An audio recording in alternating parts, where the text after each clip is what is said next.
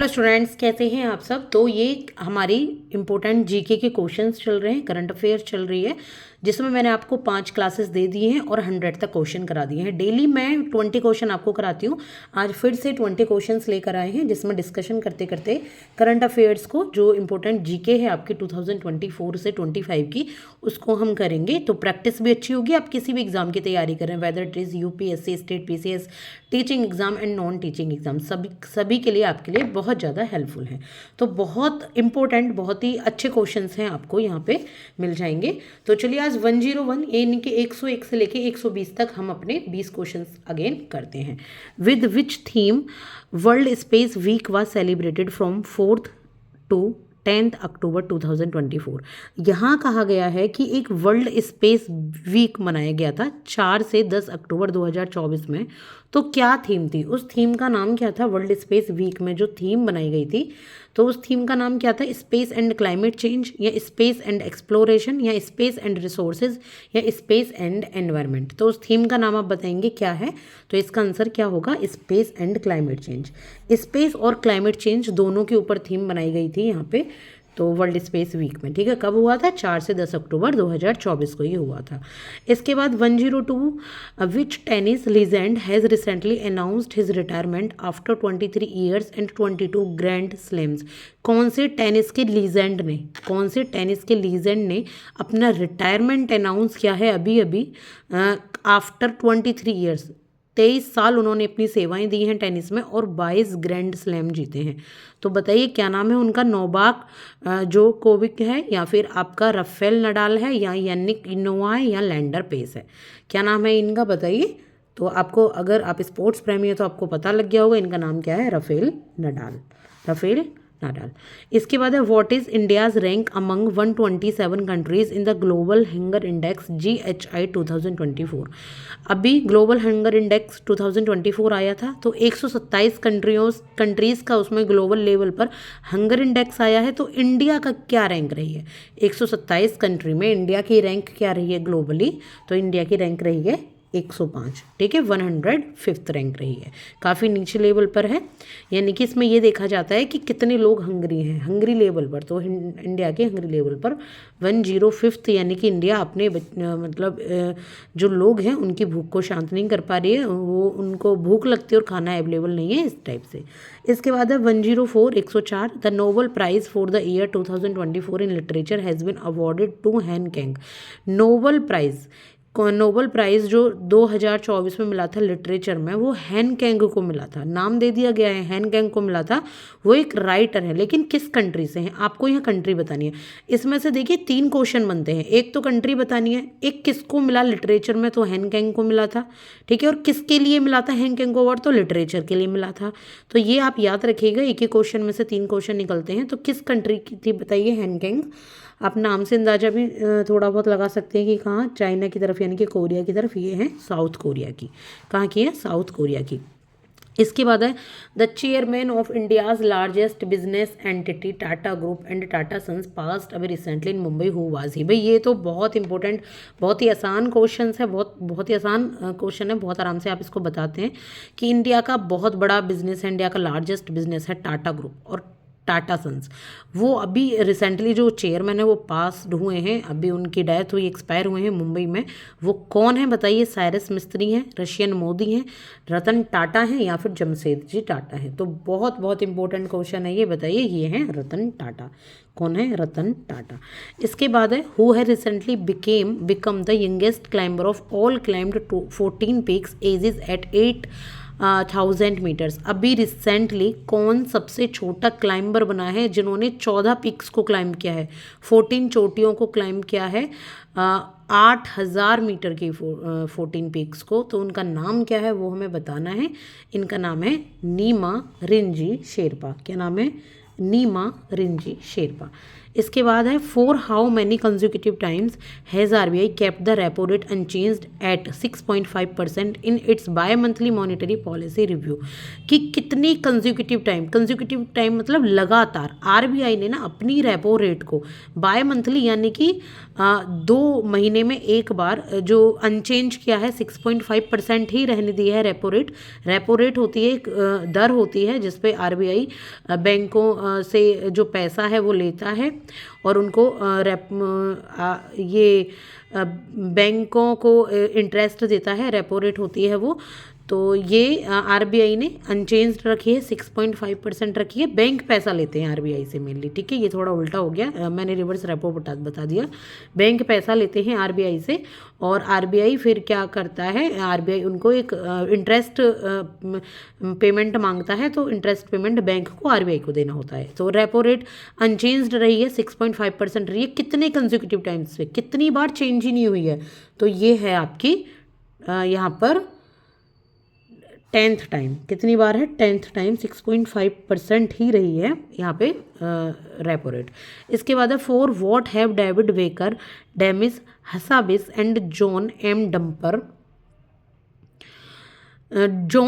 Jumper UK been awarded the 2024 Nobel prize in chemistry.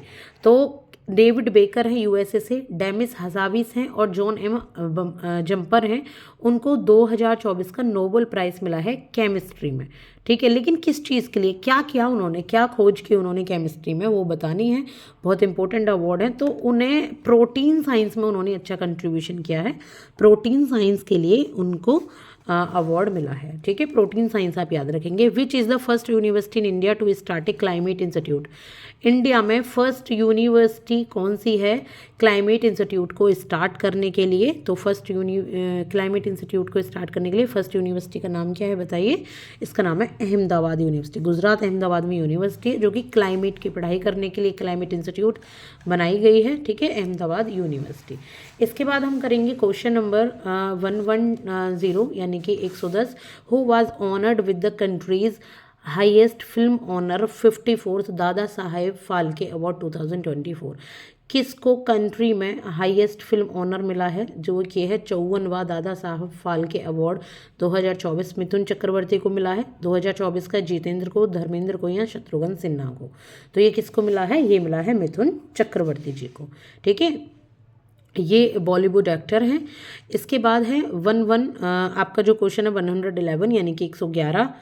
For which discovery John Hopfield USA से हैं और Geoffrey Hinton British Canadian हैं। उन्हें 2024 का Nobel prize मिला है फिजिक्स के में। लेकिन किस चीज़ के लिए, क्या स्टडी उन्होंने फिजिक्स में ऐसी की है जो नोबेल प्राइज़ मिला है? तो उन्होंने किया है 4 discoveries that enable machine learning. उन्होंने ऐसी डिस्कवरी की हैं जो मशीन लर्निंग को इनेबल कर सकें, मशीन लर्निंग को सीख सकें, ठीक है। तो इसके लिए इन्हें फिजिक्स में अवार्ड मिला है। इसके बाद है which second tiger reserve in the Bihar has recently been given in principle approval by the central government. कौन सा ऐसा सेकंड टाइगर रिजर्व है बिहार में जिसको सेंट्रल गवर्नमेंट के द्वारा इन प्रिंसिपल्स अप्रूवल मिला है, ठीक है। टाइगर रिजर्व को अप्रूवल मिला है। तो ये कौन से हैं? ये हैं कैमूर वाइल्ड लाइफ सेंचुरी। क्या नाम है इनका? बिहार में सेकंड टाइगर रिजर्व है ये। तो ये है कैमूर वाइल्ड लाइफ सेंचुरी। इसके बाद है 113 इंटरनेशनल फाइनेंस कॉरपोरेशन यानी कि IFC has signed A USD 500 million agreement with which bank for blue finance marketing in India. कि इंटरनेशनल फाइनेंस कॉरपोरेशन है, उन्होंने साइन किया है एक $500 500 मिलियन का एग्रीमेंट। किस बैंक के साथ किया है? ब्लू फाइनेंसिंग के लिए, ब्लू फाइनेंसिंग मार्केटिंग के लिए किस बैंक के साथ इन्होंने किया है? तो इन्होंने किया है एक्सिस बैंक के साथ ये एग्रीमेंट साइन, ठीक है, $500 मिलियन का। इसके बाद है recently which legendary gymnast India has announced his retirement from the sports. India का कौन सा लेजेंडरी जिमनास्ट है जिन्होंने स्पोर्ट्स से अभी अभी रिटायरमेंट करने का अनाउंस किया है? अदिति गोपीचंद स्वामी है, दीक्षा डागर हैं, दीपा कर्माकर हैं या शीतला नहीं है, ये शीतल देवी है, गलत लिखा हुआ है यहाँ पे। तो ये हैं दीपा कर्माकर। कौन है? दीपा कर्मा का, जिम्नास्ट है ये। इसके बाद है scientist Victor Ambros and Gary Ruvkun America से have been announced to be awarded the 2024 Nobel medicine prize for which discovery. तो उन्होंने भी अनाउंस किया है, उनको भी अनाउंस किया गया है कि उनको 2024 का नोबेल मेडिसिन प्राइज़ मिलेगा, लेकिन किसकी डिस्कवरी के लिए, कौन सी ऐसी डिस्कवरी मेडिसिन में उन्होंने की है जो उनको नोबेल प्राइज़ मिलेगा। तो उन्होंने किया है for the discovery of micro RNA. Micro RNA Neuber जो आपका ये न्यूक्लियोसिस होते हैं उनके लिए इनको यहाँ पे मिलेगा। इसके बाद who recently won the title of Singapore billiards open 2024। किसने अभी जीता है एक टाइटल सिंगापुर बिलियर्ड्स के नाम से 2024 का सिंगापुर बिलियर्ड्स ओपन। तो किसने जीता है, जोनाथन क्रिस्टी ने या पंकज आडवाणी ने या सौरभ कोठारी ने या लूसा ब्रेसिल ने। तो किसने जीता है, ये जीता है पंकज आडवाणी ने। किसने जीता है, पंकज आडवाणी ने।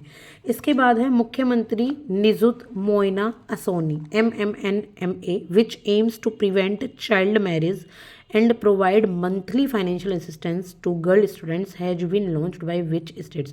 मुख्यमंत्री निजुत मोइना असोनी, ये एक स्कीम निकाली गई है जिसमें बच्चों की, छोटे बच्चों की मैरिज को रोका जाएगा, शादी को, और मंथली फाइनेंशियल असिस्टेंस दी जाएगी, जैसे मंथली आपका स्कॉलरशिप होती है गर्ल स्टूडेंट्स को। तो किस स्टेट में ये लॉन्च किया गया है, बिहार में, छत्तीसगढ़ में, आसाम में या राजस्थान में। तो ये कहाँ लॉन्च हुआ है, ये हुआ है आसाम में। ठीक है, कहाँ हुआ है, आसाम में।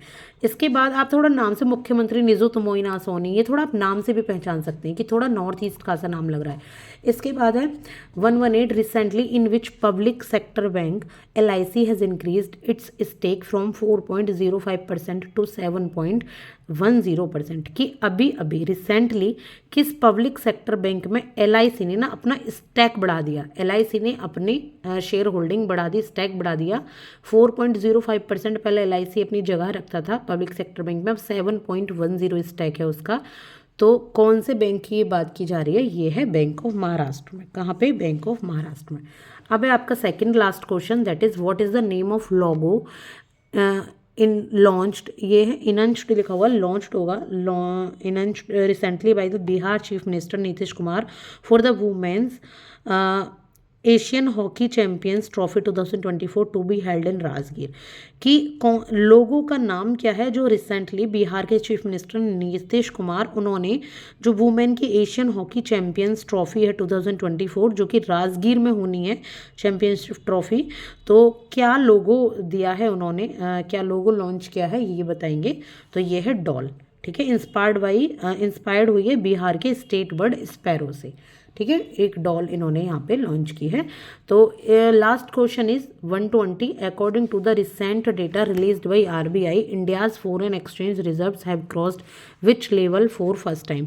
अगर रिसेंट डाटा की बात करें RBI की, तो जो इंडिया का फॉरेन एक्सचेंज रिजर्व है पहली बार उसने एक लिमिट क्रॉस कर दी है, एक लेवल क्रॉस कर दिया, यानी कि RBI के पास रिजर्व है डॉलर का, कितना रिजर्व है तो ये बताएंगे हम। तो आंसर है इसका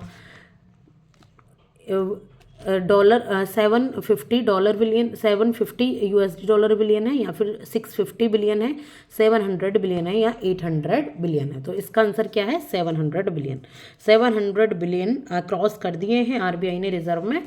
क्वेश्चन नंबर 121 लास्ट क्वेश्चन नहीं है, लास्ट क्वेश्चन हो चुका है, बस मैं आपसे इसका आंसर पूछना चाह रही हूँ, वरना नेक्स्ट क्लास में आपको इसका आंसर मिल ही जाएगा। अगर आपको और पता है तो आंसर दे दीजिए कमेंट सेक्शन में। Who won the Irani cup 2024 title after 27 years by defeating rest of India. किसको ईरानी कप 2024 का मेडल मिला है 27 साल बाद।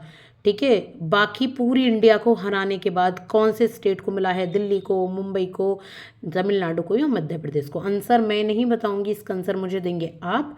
बाकी नेक्स्ट क्लास में आपको अगली बार मिल जाएगा, जो 7th क्लास होगी, अभी आई थिंक ये 6th क्लास है, तो उसमें आपको इसका आंसर मिल जाएगा।